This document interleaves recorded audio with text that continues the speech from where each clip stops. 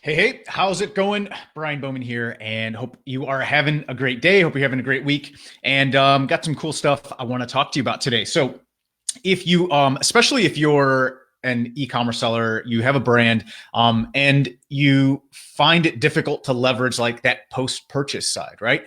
Because we know there's a few things that we have to do effectively in order to grow the brand, right? We've got to build an audience. We have to have a way to convert, to nurture that audience so that we convert them into sales. We have to maximize that average order value when they buy. But a big part of e-commerce, I'd say the biggest piece and the piece that I see over and over again that a lot of brands are missing, and not just small brands, like big brands, is the post-purchase piece, the piece where the profit is sitting, right? Because we're paying to acquire these customers, or even if we're getting them organically, whatever it is, there's a cost that has to be paid to get the customer. But once they're in our sphere of influence, right? Once we have the ability to actually communicate with them, build that relationship, build that goodwill, build that rapport, and then ultimately make offers. Once we can do that, that's where the profitability comes into play because we don't have to pay that initial cost. I'm sure you've heard, the numbers, right? It's, depends what study you read. It's between 5 to 7 times more expensive to acquire a new customer than it is to market to an existing one. So I think we understand it, like all of us as owners, brand owners, or as business owners, we understand the value of a prospect, but maybe don't always take action, or the value of a customer as our most valuable prospect. But maybe don't take action to do something about it. And that's what I want to talk to you about today. And especially if you're finding it a challenge because you've got a product that just doesn't make, it's not something people are going to buy a lot of. They're not going to buy it every month. It's not a consumable, or it's not something that, maybe it's something they only buy once every year or every 2 years. I've got a cool story I want to share with you. One of the coolest people on the planet, Matt Sheeran, he's in our intensive ecom intensive program, and he shared this story, and I wanted to share it with you because I think it really resonates with anybody who, I think there's a lot of value for anybody who has something that people don't buy a lot. So before I talk about the story, I do want to recap something that I learned from one of my friends and one of my mentors. And I'm sure, I've heard other people talk about this, but he's the first person I heard it from. So that's where the credit's going to go. And I know he's influenced a lot of people. So Alex Sharfin, if you haven't heard of him, he's amazing. Go check out his stuff. He's got an amazing podcast. He talks about the 5 core functions of a business. And it's actually really similar to what we talk about as the e-commerce vital few. He just breaks out one piece separately and adds another piece here. So I'll talk about the 5 core functions. If you're not familiar with what the e-com vital few are, they're audience building, systematically turning audiences into buyers, systematically turning buyers into the highest value buyers, average order value, and systematically having a increasing frequency of purchase. So that's the e-com vital few: audience, conversions, average order value, frequency of purchase. Very similarly, and the reason I'm going to talk about 5 core functions is I like the way he breaks it out, because there's an optional 6th function, and that's what I want to talk about today. So the 5 core functions are leads, nurture. So those two are kind of like the audience building and then systematically converting. The 3rd core function is conversions, or sales, like a sales event.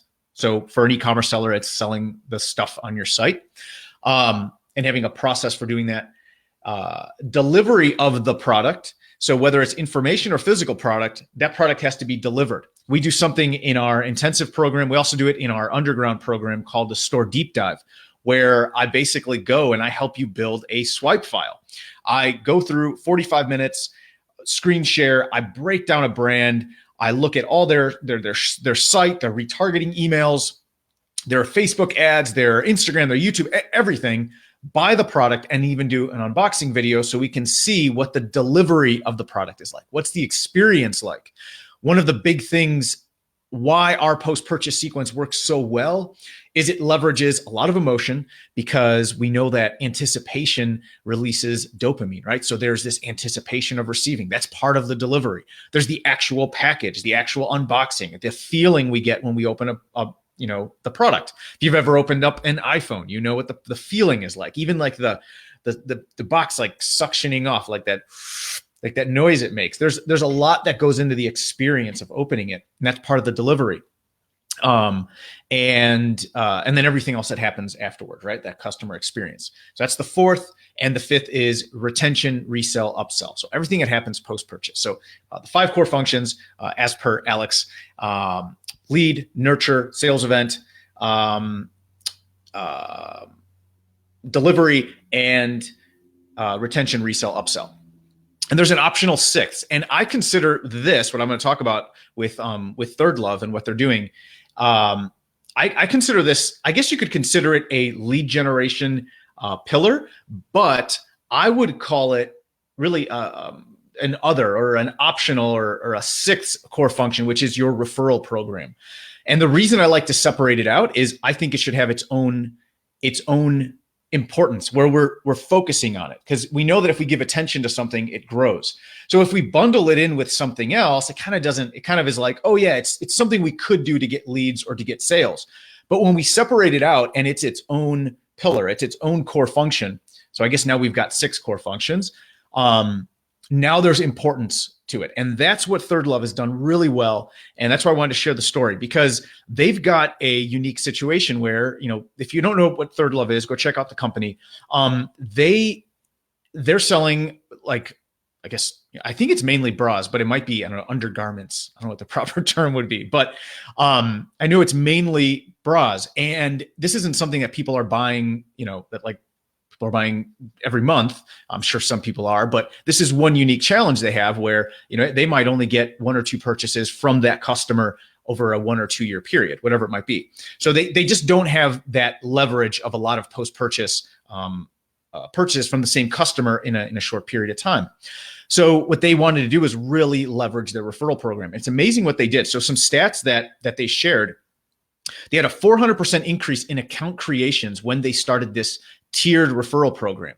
So what they did was they created not just like, okay, share this. And, one that's really popular is you get 25 and they get 25. So when you refer a friend, like, this is becoming more popular. In our deep dives, we're seeing this more often. And anything is better than nothing, right? But I like what these guys did. But one that's really popular is, you refer someone, you get a $25 credit. So if you refer somebody, you're going to get a $25 credit for your next purchase. And the person you referred is going to get a $25 coupon or credit. So it's like you get 25, they get 25. That's really popular, or it's becoming more popular, and it incentivizes you to share it, right? You're basically giving money to your friends, which makes you feel good. So it's an increase in status. Therefore, you're more likely to do it. And there's a lot of intangible value to that, right? So it's going to get people to take action. But what they did was they did tiered referral programs. So if depending on, I think it was based on the number of people you referred, you got different status. So again, they're leveraging a status increase. You go from a basic referral partner to a more of an enthusiast, I think is their highest level. And what they found was there was a 400% increase in account creation, which is huge because this isn't just people who are checking out as guests. They're actually creating accounts, which allows you to market to them. And there's a higher level of permission, right? Seth Godin talks about permission marketing. He was one of the first people to talk about this like a decade ago, about the difference between interruption and permission and how important permission is. So they're giving you permission. It's like a higher level of permission by creating an account. There was a 22.3% conversion rate from those that clicked the referral link. So for everyone who clicked the referral link, I don't know what their click-through rate was, but for everyone that clicked, 1 in 5 or a little over 1 in 5 went on and purchased a product. That's amazing. I mean, think about that. Average store conversion rate's what, 2 to 3% of store visitors? 22% of people were converting on this, which is incredible. And there's a lot of reasons for that, right? It's like there's a lot of social proof built in, right? I'm sharing this. There's social proof. I bought this, so now you should buy it. And then there's more incentive because now they can be in the referral program, so it forms a little bit of a virtuous cycle. The other thing that was very interesting is it increased average order value because when you're a referral partner, so I think they call it like VIP tiers, and once you're like an enthusiast, you get a credit. So now you referred these people, 1 in 5 of them went ahead and bought, and because you were referring these people, you also got a credit. Now, when you get a credit, you're going to go shop, and of course, you're going to shop more than the credit is worth. So that it actually not only increased frequency of purchase, but increased average order value because people were now using the credit and adding more to cart above what they normally would spend. So all in all, it's just an amazing, amazing program. So I thought it was very cool. Again, it's something that Matt Sheeran, one of our all-stars in the intensive, he shared in the intensive, and I wanted to share this with you. So go check it out.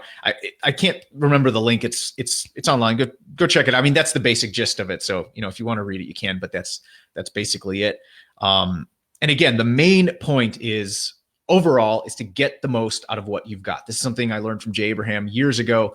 In fact, I think he wrote a book called I know there's a book called something along the lines of get the most out of what you've already got or something like that.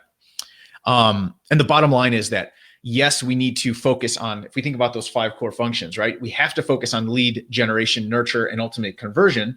However, we also have to focus on that retention, resell, and upsell. And then I would add to that 6th pillar of having that referral program, because it's just another profit center for you. And while it's important to go out and acquire new customers, it's even more important, especially from a profitability standpoint, from a goodwill standpoint, and just overall having more, what's the right word? What's the word I'm thinking of? It's a more predictable revenue stream in your business when you have a back-end process, because it is way easier to continue to convert those customers than to try to go out and find new ones. And you always want new blood coming into the business. It's very important. But getting the most out of what you already have is one of the biggest overlooked profit centers in any business, especially in e-commerce. In fact, one last thing I just thought of, I have a friend and they actually went out to talk with VC investors about how easy it is to take an existing e-commerce business and to turn it into a very profitable business by just implementing post-purchase systems that all these brands are not doing. And I'm shocked every time that we do these store deep dives and there's no real post-purchase follow-up. I mean, it's very weak, if at all. It's just a huge opportunity. And even these investors are seeing it now. And they're like, all right, they've got this money they need to deploy. Where do they go? They're starting to go acquire these companies at, essentially on pennies on the dollar for their valuation, because these companies are worth a lot more. They're just not maximizing that back end revenue. So on the books, it looks like they make X dollars at X, at Y profit, right? But all they're doing is they're going in, they're buying these companies for a fraction of what they're actually worth if they had these systems in place. The investors are implementing the systems, they're increasing the revenue and profitability, and then they're flipping them and selling them and making a quick return. So don't let them do it, you do it. And the best way to do it is to focus on what you already have, retention, resell, upsell, and definitely make referral partners and referral program a core part of your business. Anything is better than nothing, but if you want to really, make it fancy, look at what Third Love has done, and the results kind of speak for themselves. So, in any case, have an amazing, amazing rest of your day, and most importantly, go get after it and start growing your brand and your business. And we'll talk soon. Bye.